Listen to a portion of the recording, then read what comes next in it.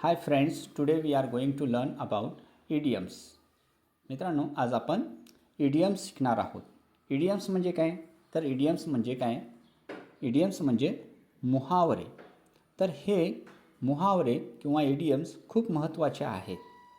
याचा अभ्यास आपण कसा करावा या गोष्टी आज आपण ह्या व्हिडिओमध्ये शिकणार आहोत. त्याकरिता हा व्हिडिओ शेवटपर्यंत पहा. व्हिडिओला लाईक करा. जर तुम्ही नवीन असाल तर या चॅनलला सबस्क्राईब करा. तर इडियम्स हे जे इंग्लिशमधले जे काही इडियम्स आहेत हे कोणत्याही स्पर्धात्मक परीक्षेसाठी म्हणजेच TET, CET, CTET आणि स्पोकन इंग्लिशसाठी खूप महत्त्वाचे आहेत. परीक्षेच्या दृष्टिकोनातून तरी आहेत, पण स्पोकन इंग्लिशसाठी खूप इम्पॉर्टंट आहेत. तर हे अर्थ करून घेण्यासाठी हा एक इम्पॉर्टंट टॉपिक आहे. तर चला आपण या ठिकाणी या इडियम्सचे मल्टिपल चॉईस क्वेश्चन्स आणि ऑप्शन्स दिलेले आहेत ते आपण समजून घेऊया. तर त्या अगोदर तुम्हाला एक लक्षात घ्यायचं आहे, ह्या इडियम्स म्हणजेच काय आहेत? मुहावरे. तर ह्या मुहावऱ्यांचा अभ्यास कसा करावा? याचा फक्त अर्थ पाठ करून होत नाही. तर त्यासाठी त्याचा अर्थ पाठ करायचा नाही तर किंवा वर्ड टू वर्ड असाही अर्थ करायचा नाही. तर ह्या इडियम्सचा अभ्यास करण्यासाठी प्रत्येक परीक्षेसाठी काही रेग्युलर आणि प्रचलित इडियम्स किंवा प्रोवर्ब्स म्हणजे काही म्हणीसुद्धा विचारले जातात. तर यासाठी आज आपण ह्या व्हिडिओमध्ये इडियम्स घेऊया आणि नंतर तुम्हाला जर हा व्हिडिओ नक्की चांगला वाटला तर प्रोवर्ब्स जर घ्यायचा असेल तर कमेंट बॉक्समध्ये कळवा. तर ते या वाक्याचाच काय अर्थ होतो ते आपण अगोदर समजून घेऊया. ते मराठीमध्ये समजून घ्या, कारण वाक्य तेच देत नाहीत पण इडियम्स मात्र तेच असतात हे लक्षात घ्या. कारण वेगवेगळ्या उदाहरणामध्ये त्याचा वापर करतो आपण. जसं गणित सोडवताना वेगवेगळे एक्झाम्पल्स दिले जातात पण सूत्र मात्र तेच असतो. तर तशाच रीतीने या ठिकाणी सुद्धा इडियम्स तेच असतात पण वाक्य वेगवेगळे दिले जातात आणि त्यासाठी या ठिकाणी काही इडियम्स आहेत ते लक्षात घेऊया. ओके, तर चला काही इडियम्स या ठिकाणी घेऊया. इडियम्स म्हणजेच मुहावरे. तर काय दिलं आहे मुहावरे? तर पहिला दिला आहे अ पीस ऑफ केक. काय दिलेलं आहे? A piece of cake. म्हणजे याचा अर्थ काय होईल? अ पीस ऑफ केक म्हणजे आपल्याला माहितीच आहे. अ पीस म्हणजे काय? एक तुकडा. तर केकचा तुकडा असा अर्थ होतो का इथे? तर इथे असा अर्थ अजिबात होत नाही, हे लक्षात घ्या. पहिल्यांदा अगोदर हे लक्षात घेतलं पाहिजे की अ पीस ऑफ केक म्हणजे केकचा तुकडा असा अर्थ अजिबात होत नाही. तर याचा अर्थ काय होतो? तर अ पीस ऑफ केक म्हणजे खूप सोपे. काय? खूप सोपे असा अर्थ होतो. हे तुमच्या डोक्यामध्ये असू द्या, हे लक्षात घ्या. अ पीस ऑफ केक म्हणजे खूप सोपे. तर यावरील एक वाक्य दिलेलं असते, क्वेश्चन दिलेला आहे. तर ते क्वेश्चन वाचूया आपण. या ठिकाणी लक्षात घ्या, this test is a piece of cake. बघा, हे वाक्यामध्ये उपयोग केलेला आहे. This test is a piece of cake म्हणजेच काय? की ही जी सराव परीक्षा आहे खूप सोपी आहे, अशा प्रकारे त्याचा अर्थ केलेला आहे. तर या प्रश्नाचे 4 ऑप्शन दिलेले आहेत. तर या 4 ऑप्शन्स कोणकोणते ते पाहूया. Very difficult, very easy, very expensive, very boring. म्हणजे काय बघा, व्हेरी डिफिकल्ट म्हणजे फार कठीण, व्हेरी इझी म्हणजे फार सोपे, व्हेरी एक्सपेन्सिव्ह म्हणजे खूप महाग, व्हेरी बोरिंग म्हणजे खूप कंटाळवाणा असा अर्थ होतो. तर यापैकी कोणता अर्थ होतो सांगा पाहू. Options, this test is a piece of cake म्हणजे ही सराव परीक्षा खूप सोपी आहे. तर या ठिकाणी ऑप्शन्स क्रमांक 2 आहे, व्हेरी इझी. तर हे तुम्ही लक्षात घ्या. तर या प्रश्नाचं उत्तर व्हेरी इझी असा होतो. तर चला नेक्स्ट इडियम्स पाहूया. Once in a blue moon. Moon म्हणजे माहिती आहे आपल्याला चंद्र. तर अ ब्लू मून म्हणजे निळा चंद्र. वन्स म्हणजे एकदा. Once in a blue moon, एकदा निळ्या चंद्रामध्ये असा अर्थ होतो का? तर इथं अजिबात असा अर्थ होत नाही. तर याला इडियम्स म्हणतो आपण, मुहावरे म्हणतो. तर ह्याचा अर्थ काय असेल? तर once in a blue moon जर असा वाक्य दिला असेल, तर असं इडियम्स दिला असेल तर त्याचा अर्थ होतो फार क्वचितच. फार क्वचित म्हणजेच कधीतरी घडणारी गोष्ट असते, त्यावेळेला आपण once in a blue moon असं म्हटलं जातं. मग काय वाक्य दिलं आहे पाहूया. क्वेश्चन काय दिलं आहे? तर he his grandparents once in a blue moon. बघा की तो त्यांच्या आजी आजोबांच्याकडे तो भेटतो. Once in a blue moon म्हणजे कधीतरी त्यांच्या आजी आजोबांना भेटतो. तर असा अर्थ होतो. तर या ठिकाणी काय ऑप्शन दिले असतील, तर ह्या 4 ऑप्शन्समधून तुम्हाला एक निवडायचं आहे. एव्हरी डे, दररोज नाही. एव्हरी वीक, प्रत्येक आठवड्याला का नाही. व्हेरी रेअर, कधीतरी. एव्हरी मंथ म्हणजे प्रत्येक महिन्याला का नाही. तर या प्रश्नाचं उत्तर होतं व्हेरी रेअरली म्हणजे फार क्वचितच, कधीतरी तो भेटतो त्यांच्या आजी आजोबांना. तर असा अर्थ त्या ठिकाणी होतो. म्हणून तुम्हाला हे इडियम्स लक्षात ठेवायचं आहे. Once in a blue moon म्हणजे फार क्वचितच किंवा कधीतरी. चला नेक्स्ट पाहूया आपण. या ठिकाणी दिलेलं आहे पहा, break the ice. Break the ice, break the ice म्हणजे ब्रेक दी आईस म्हणजे आईस म्हणजे बर्फ. आता मग इथं बर्फला मोडणे, तोडणे, फोडणे असा अर्थ होतो का, तर नाही, अजिबात होत नाही. तर या ठिकाणी असा अर्थ होतो ब्रेक दी आईस म्हणजेच संवादाची सुरुवात करणे, म्हणजे बोलायला सुरुवात करणे किंवा बोलायला लावणे असा अर्थ होतो. तर ब्रेक दी आईस, तर या इडियम्सचा वापर वाक्यामध्ये कसा केला पाहूया. The teacher told a joke to break the ice. शिक्षकाने एक गोष्ट सांगितले टू ब्रेक दी आईस म्हणजे कोणाला सांगितले, स्टुडंट्सला. कशासाठी, बोलण्यासाठी, त्यांना कम्युनिकेशन करण्यासाठी, त्याला कन्व्हर्जेशन करण्यासाठी किंवा त्यांना एक संवाद करण्यासाठी सुरुवात केलेला आहे. आपण पाहत असतो बरेच वेळेला वर्गामध्ये शिक्षक आल्यानंतर काहीतरी सांगत असतात, एखादी गोष्ट सांगतात, एखादी जोक सांगतात. कारण शिक्षक वर्गामध्ये आल्यानंतर मुलं, विद्यार्थी घाबरतात, काही बोलतच नाहीत. मग त्याला बोलायला लावण्यासाठी सुरुवात करत असतात किंवा कोणतं तरी गाणं म्हणतात किंवा काहीतरी एखादी गोष्ट सांगत असतात. तर म्हणजे त्या मुलांकडून बोलून घेण्याचं काम करतात. तर त्यावेळेला ब्रेक दी आईस असा म्हटला जातो. मग या वाक्याचा किंवा ह्या इडियमचा अर्थ काय झाला, संवादाची सुरुवात करणे. मग चला तर या ठिकाणी ऑप्शन्स काय दिले आहेत पाहूया. स्टॉप द क्लास, पूर्ण स्टॉपला शांत करण्यासाठी का नाही. स्टार्ट अ कन्व्हर्जेशन्स, तर एक संवाद करण्यासाठी सुरुवात करणे. ब्रेक समथिंग, काहीतरी मोडण्यासाठी का. एंड द मीटिंग, का मीटिंग संपवण्यासाठी. कुठला अर्थ होतो सांगा पो. Options B, start a conversations. B options काय होते, बी ऑप्शन्स हे राईट आहे. Answer 2, start a conversation. Next sentence पहा. Next idiom, hit the nail on the head. बघा हिट, हिट म्हणजे मारणे. काय, द नेल, नेल म्हणजे काय, मोळा. एखादा मोळा, खिळा म्हणतो आपण. ऑन द हेड म्हणजे डोक्यावर. मग डोक्यावरती मोळा मारणे असा अर्थ होतो का, तर इथं अजिबात तसा होत नाही. Hit the nail on the head म्हणजेच अगदी बरोबर बोलणे, म्हणजे करेक्ट बोलणे असा अर्थ होतो. तर या ठिकाणी काय क्वेश्चन दिले पहा. हर आन्सर म्हणजे तिचा उत्तर, hit the nail on the head. बघा her answer hit the nail on the head म्हणजे तिचं आन्सर कसं होतं, एकदम बरोबर होतं. तर या पद्धतीने आपण निशाणा आपण लावलेला असतो. तर या ठिकाणी काय ऑप्शन दिलेत पाहूया आणि तुम्हाला ऑप्शन्स निवडायचं आहे. वॉज एक्झॅक्टली करेक्ट, अगदी बरोबर असं होतं का उत्तर. वॉज कन्फ्युजिंग, कन्फ्युजिंग होतं का. वॉज फनी, गमतेदार मजेशीर होतं का. वॉज रॉंग, चुकीचं होतं का नाही. तर hit the nail on the head, her answer was hit the nail on the head म्हणजेच was exactly correct. Which one, first one, was exactly correct.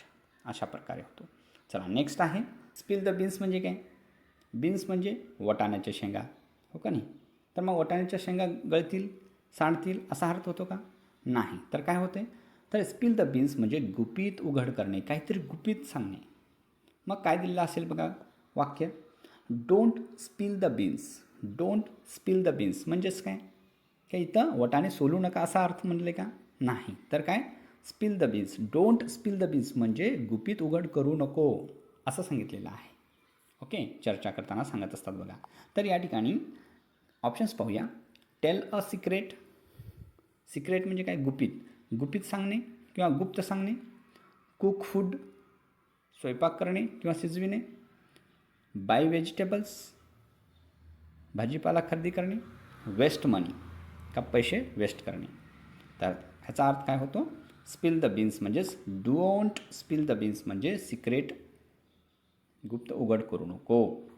तर या ठिकाणी ऑप्शन्स ये. Tell a secret, tell a secret. चला, learn idioms, speak smart. Very good. Next sentence. चला next sentence घेऊया. या ठिकाणी पहा, अंडर द वेदर. काय आहे इडियम्स? अंडर द वेदर म्हणजेच हवामानाखाली असा अर्थ होतो का? नाही. तर या ठिकाणी अंडर द वेदर म्हणजेच आजारी वाटणे, काहीतरी आजारपण वाटणे, फील द सिक. ओके. तर क्वेश्चन काय आहे बघा, she is feeling under the weather today. She is feeling under the weather today असा अर्थ दिलेला आहे. क्वेश्चन आत दिलेला आहे. याचा काय अर्थ होतो सांगा पाहू. तर ती आजारी वाटणे म्हणजेच हॅपी, आनंदी वाटते का? शिक म्हणजे आजारी वाटते.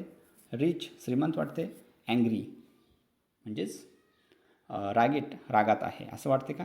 नाही. तर या वाक्याचा अर्थ काय होतो? Sick. Options B is a correct answer. Next sentence, next idiom किंवा मुहावरा, cost and arm and a leg. बघा, आर्म म्हणजे काय? हात, बाहू. अँड लेग म्हणजे पाय. सांगा बा. अँड आर्म अँड लेग काय? कॉस्ट म्हणजे महाग. महाग आहेत का हात आणि पाय? येस. तर ह्याचा अर्थ असा होतो का? तर खूप महाग असणे असा अर्थ होतो. तर खूप महाग आहे असा अर्थ होतो. तर याचा क्वेश्चनमध्ये काय वापर केलेला आहे ते पाहूया. The new laptop cost and arm and a leg. म्हणजे बघा की नवीन लॅपटॉप हे खूप महाग आहे असा अर्थ होतो. तर इथं ऑप्शन्स काय काय दिलेत पाहूया. Very cheap, very expensive, very small, very useful. Very cheap म्हणजे काय? फार स्वस्त आहे का? व्हेरी एक्सपेन्सिव्ह खूप महाग आहे का? व्हेरी स्मॉल फार लहान आहे का? व्हेरी युजफुल खूप महत्त्वाचं आहे. तर काय होते हा वाक्याचा अर्थ? तर व्हेरी एक्सपेन्सिव्ह म्हणजे खूप महाग आहे. तर ऑप्शन्स क्रमांक 2 is the right answer. Next बघा, या ठिकाणी काय दिलेलं आहे idiom, burn the midnight oil. काय दिलेलं आहे? Burn the midnight oil. Oil म्हणजे तेल, मिडनाईट म्हणजे मध्यरात्री, बर्न म्हणजे काय? जाळणे, पेटविणे. तर मग मध्यरात्री तेल जाळलं पाहिजे का असा अर्थ होतो का? नाही. तर काय होतो त्याचा अर्थ? रात्री उशिरापर्यंत अभ्यास करणे किंवा काम करणे अशा वेळेला बर्न द मिडनाईट ऑइल असं म्हटलं जातं. तर या वाक्याला प्रश्नामध्ये कसा बनवलेला आहे बघा. वाक्यामध्ये he burn the midnight oil before the exam. म्हणजे बघा, तो परीक्षेच्या अगोदर रात्री उशिरापर्यंत अभ्यास करतो किंवा केला असा अर्थ होतो. तर त्यावेळेला या वाक्याचा ऑप्शन्समध्ये निवडायचा आहे. तर चला, स्लेप्ट अर्ली. ये स्लेप्ट अर्ली, तो लवकर झोपला. स्टडीड लेट ॲट नाईट, रात्री उशिरापर्यंत अभ्यास केला. प्लेड गेम्स, तो खेळ खेळला. वॉच्ड टी व्ही, तो टी व्ही पाहिला. काय होतं सांगा बरं अर्थ? तर या ठिकाणी B options is a right answer. Studied late at night, तर it is correct answer. Next idiom पहा, अ ब्लेसिंग इन डिस्गाईज. बघा, a blessing in disguise. Disguise म्हणजे काय? वेश करणे किंवा एक दिखाऊपणा करणे. तर वाईट गोष्टी करणे, चांगुलपणा करणे, अशा गोष्टीला डिस्गाईज म्हणतो आपण. अ ब्लेसिंग इन डिस्गाईज म्हणजे काय होतं बघा, तर वाईट वाटणारी पण शेवटी चांगली ठरणारी गोष्ट असते. सुरुवातीला थोडंसं वाईटपणा वाटतं, पण ते नंतर शेवटी आपल्यासाठी चांगलंच झालं असतं. म्हणून जे होते ते अच्छे के लिए होता है, जो भी होता है अच्छे के लिए होता है. जे बी होतो ते चांगल्यासाठी होतो असं आपण म्हणतो ना. सुरुवातीला थोडंसं वाईटपणा वाटतं, पण नंतर ते शेवटी चांगलं ठरलेली असते. तर अशा प्रकारचं इडियम आहे. तर चला, तर वाक्य काय म्हणते, losing the job was a blessing in disguise. बघा, लूजिंग द जॉब म्हणजे एखादा जॉब गमावणं होता, तर त्याला ते वाईट वाटत होतं, पण शेवटी त्यांना चांगला झालेला आहे असं अर्थ दिलेला आहे. तर बॅड लक बॅड लक आहे का? गुड थिंग लेटर, यस, नंतर चांगलं होईलच किंवा चांगलं झालं. ग्रेट सक्सेस, खूप सक्सेस होतो का? नाही. बिग फेल्युअर, खूप मोठं अपयश आहे का? नाही. तर काय होतं? Options B is a right answer. Good things later. Good thing later म्हणजे शेवटी चांगली गोष्ट ठरते. तर अशा प्रकारचं वाक्य ते विचारलं जातं. ते a blessing in disguise. Next मुहावरा बघा या ठिकाणी, bite the bullet. Bite the bullet, bullet बंदुकीची गोळी चावणे असा अर्थ होतो का? नाही. म्हणजेच काय होतं त्याचा अर्थ मग? धैर्याने कठीण परिस्थिती स्वीकारणे. बरेच वेळेला असे संकट येत असतात, तर त्याला धैर्याने सामना करणे, तर त्या परिस्थितीला स्वीकारणे. तर अशा प्रकारे बाईट द बुलेट करायचं आहे. तर he decided to bite the bullet. बघा, he decided to bite the bullet म्हणजे ईट फास्ट म्हणजे लवकर लवकर खाणे असं होतं का? फेस डिफिकल्टी ब्रेवली, धैर्याने सामना करणे. रन अवे, पळून जाणे. स्लीप म्हणजे झोपणे असा अर्थ होतो का? नाही. तर काय होतं सांगा पाहू? बी, फेस डिफिकल्टी ब्रेवली म्हणजेच B options, face difficulty bravely. Next बघा, call it a day. Call it a day बघा, दिवसाचे काम थांबवणे ह्याचा अर्थ काय होतो? दिवसाचे काम थांबवणे. Let's call it a day. Let's call it a day. बघा, स्टार्ट वर्किंग, काम चालू करणे. स्टॉप वर्किंग, काम थांबविणे. गो शॉपिंग, शॉपिंग करण्यासाठी जाणे या सेलिब्रेट करणे. काय ते सांगा पाहू? Stop working. तुम्हाला हे इडियम समजत असतील तर या व्हिडिओला लाईक करा आणि नवीन असाल तर सबस्क्राईब करायला विसरू नका. तर चला, तर अशा पद्धतीने तुम्हाला आणखीन काही इडियम्स समजून घ्यायचे आहेत. तर या ठिकाणी दिलेलं आहे इन हॉट वॉटर. बघा, हॉट वॉटर, तर हॉट वॉटरमध्ये म्हणजे काय? तो गरम पाण्यामध्ये आहे असा अर्थ होतो का? नाही. तर अडचणीत असणे, त्याचा अर्थ काय होतो आहे? अडचणीत असणे. मग वाक्य काय म्हणते या ठिकाणी पहा, he is in hot water after the mistake. बघा, चुका झाल्यानंतर तो अडचणीत आहे असा अर्थ. तर in trouble, happy, rich, shape काय असेल अर्थ सांगा पाहू? He is in hot water after the mistake, in trouble म्हणजे तो संकटामध्ये किंवा अडचणीत आहे असा अर्थ होतो. मग options A is a right answer. Next, kill two birds with one stone. बघा, किल टू बर्ड्स म्हणजे दोन पक्षी मारणे. कशामध्ये? विथ वन स्टोन म्हणजे एका दगडामध्ये दोन पक्षी मारणे असा अर्थ होतो. तर म्हणजेच एका प्रयत्नात दोन कामे पूर्ण करणे असा अर्थ होतो. हे लक्षात घ्या. तर काय दिलेलं आहे क्वेश्चन नंबर 13. बघा, walking to school saves money and keeps you fit. म्हणजे काय म्हणते बघा, वॉकिंग टू स्कूल म्हणजे शाळेला चालत जाणे, यामध्ये दोन कामं किंवा दोन फायदे होतात. एक प्रयत्न चालू झाला आहे ते कोणतं? म्हणजे वॉकिंग करणे, आणि त्याच्यामुळं काय झालं? सेव्ह मनी, पैसे तर बचत होतात, आणि त्याचबरोबर कीप्स यू फिट आणि तुम्हाला तंदुरुस्त ठेवतात. तर अशा प्रकारे एकाच प्रयत्नामध्ये दोन कामं किंवा दोन यशस्वी कामं पूर्ण होतात. तर या ठिकाणी बघूया काय ऑप्शन दिले आहेत. वेस्ट टाईम, टाईम वेस्ट होते का? डू वन थिंग ओनली, फक्त एकच काम होते का?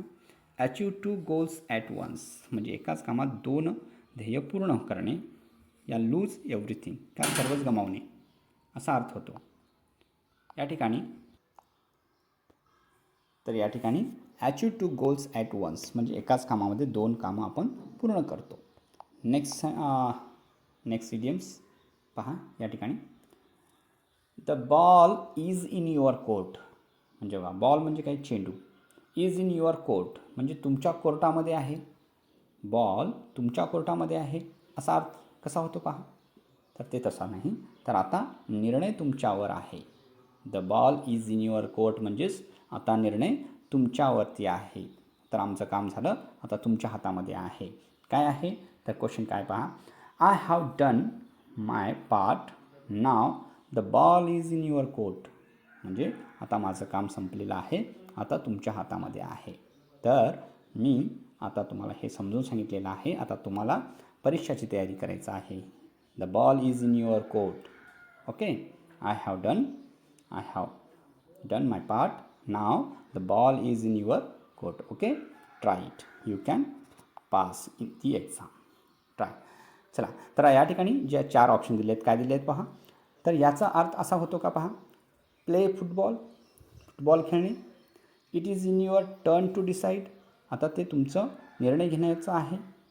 विन द गेम, खेळ जिंकणे.